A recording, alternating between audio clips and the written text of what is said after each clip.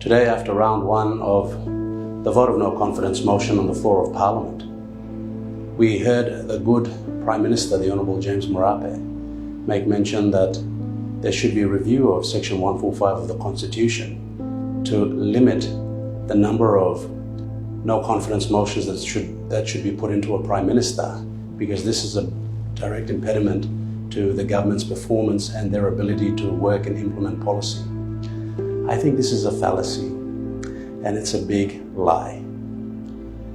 In 5 years, the Honourable James Marape and his Pangu-led coalition government have failed to improve the socio-economic indicators throughout the country. All you have to do is walk down to a local grocery store and confirm the price of a bag of rice. Is it 20 kina? Is it 30 kina? Is it 50 kina? Is it 100 kina? What is the price of a bag of rice? So that completely tells us that there's been total economic mismanagement. Inflation is through the roof, and we are in a cost of living crisis. Let's not forget the other litany of crises: the fuel crisis, the FX crisis, the health crisis where there's no drugs in our hospitals, the law and order crisis with murder, rampant killings happening all around the country.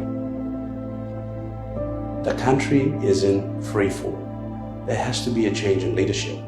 Therefore, we announced, the opposition announced to the country that this was only round one, and we will be bringing another motion of no confidence in the Prime Minister in the next sitting of Parliament. Because the number one tool that this Prime Minister uses to suppress and manage his politics is the weaponization of the budget and selective warranting. This is illegal. This can't be allowed. This is the people's money. We forget about equity when we allow a Prime Minister to dictate how the people's money is spent, treating Treasury like a tuck box. We have to get out of this culture of conformity where we have members of Parliament that come to Waigani and become beggars.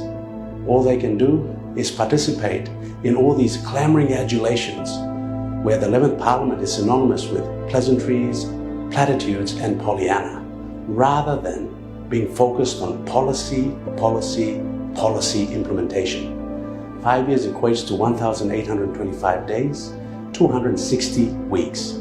If you're a Prime Minister or if you're a Minister in Cabinet and you've not set a SMART goal, if you haven't effectively implemented any policy during this period, then this raises the question, what on earth are you doing in that position of responsibility, dealing with people's lives and their welfare? This equates to total incompetence. Hence why there will be round two VONC in November 2024.